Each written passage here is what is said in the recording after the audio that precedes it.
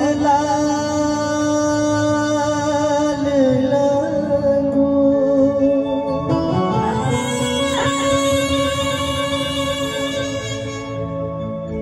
वज्र देह दानो दलना हरि जय जय हे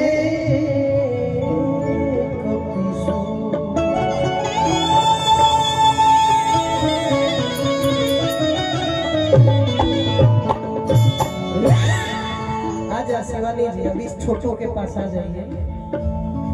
कह जाने कौन छोटू के तब पीछे खोजत रहती है। मन शुरुआती दौर से हम छोट से गोलू भैया के देख के एगो आइडियल हो कोई भी कलाकार के तो हमारा आइडियल ये बा छोटे से आप भी तो देख ही रहे हैं, अभी किसी और छोटू को देख रहे हैं। दुल्हे राजा खातिर कहे के बाद आदित्य जी के स्वागत आज सब केहू दिखले बा आज अंजुरले अधिका हम चली अचर सबर के बाकी दुल्हे राजा खातिर कहे के आज ये सब के हुकार उपस्थित भइल आज सब के हुदी तबा सब के हुदी तबा दिल से आशीष हो जोड़िया सलामत रहो जोड़िया सलामत रहो लाखों बरिस हो सलामत रहो लाखों बरिस हो जोड़िया सलामत रहो सबकी हुदी तबा सबकी हुदी तबा दिल से आशीष हो सबकी हुदी तबा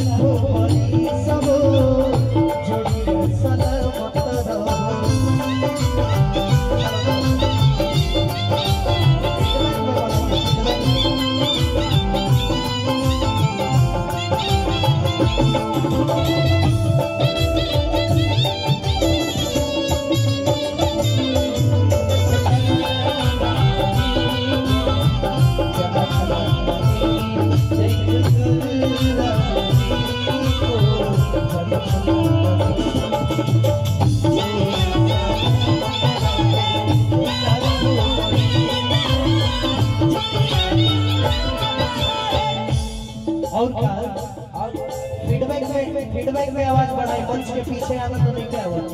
साइड वाला फीडबैक में बाकी बहुत सुंदर बोला था अति सुंदर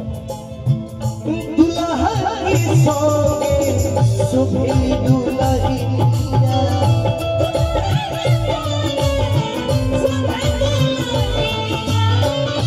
सतु फेरा के संग बड़ुले बचनिया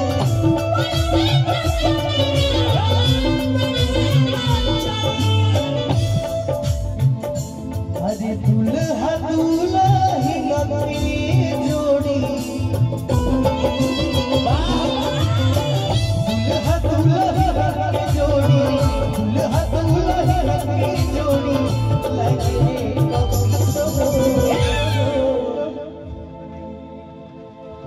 आज दुल्हा के संगे आज सुभेली दुल्हनिया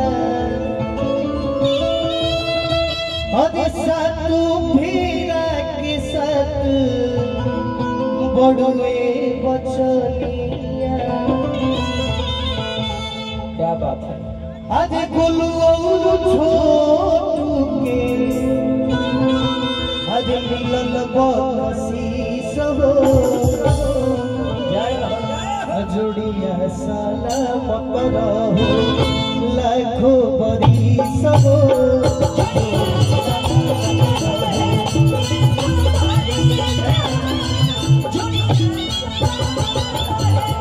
दुल्हन के जोड़ी दुल्हन के जोड़ी लागे बरिस हो जोड़ी सलामत रहो जोड़ी सलामत रहो लाखों